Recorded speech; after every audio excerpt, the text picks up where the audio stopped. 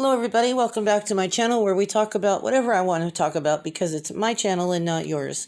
Today it's Cliff High. He was previously speaking about C60 and the benefits. Great stuff.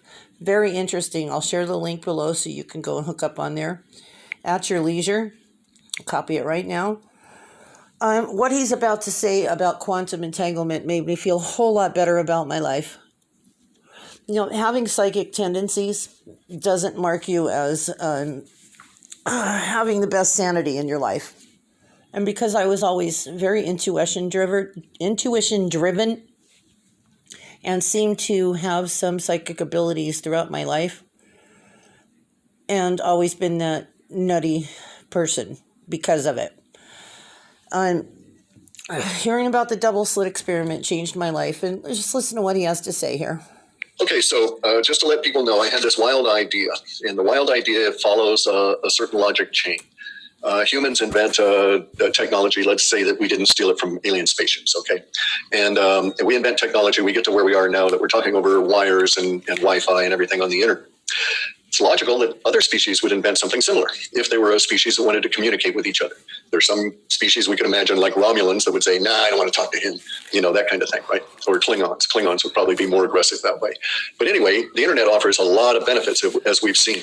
Vast quantities of money. It turns all of our world over, literally turning it over on its head, and mostly in a positive way.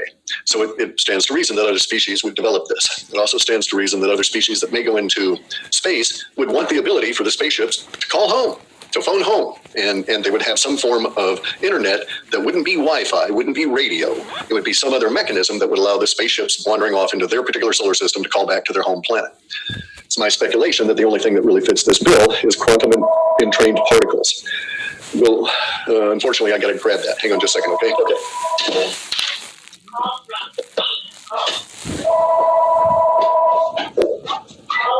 Hello? Hey, I'm online now with Jen. Oh, cool. Okay, bye.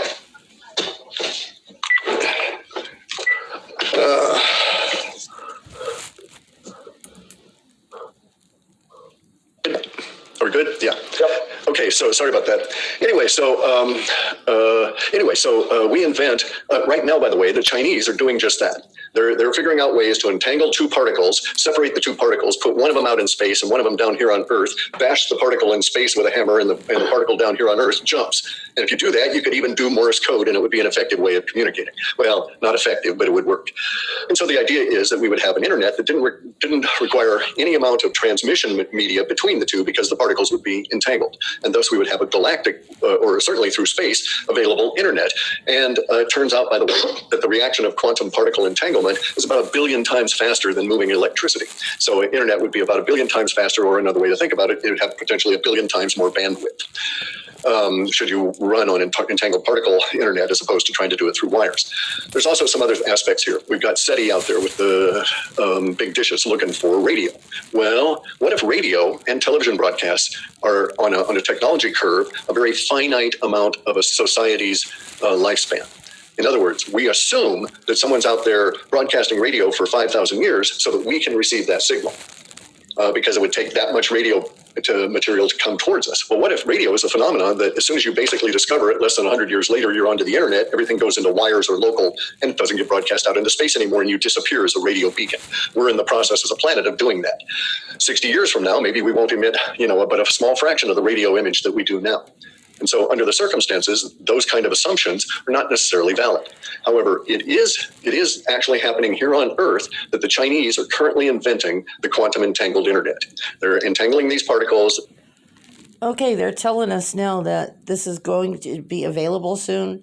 So what's your guess? This tech has been available for what? 50 years probably? That's my guess anyway. They're going to put the particles into doing all different kinds of work. These particles are but one of let's just say 16 quanta phenomena that can be exploited. We're exploiting different phenomena with quantum computing. This would form a quantum internet. Now, the thinking that takes, and that's all factual, all that stuff's happening right now. Now, the leap of thinking here is that these other species would likely develop along the same kind of a technological path. Makes a whole lot of sense, doesn't it? Anyway, as usual, just some food for thought. it's a comfort to me when you take clairvoyance and extras, ESP out of the woo-woo status and put it into a scientific classification. That's all I have to say.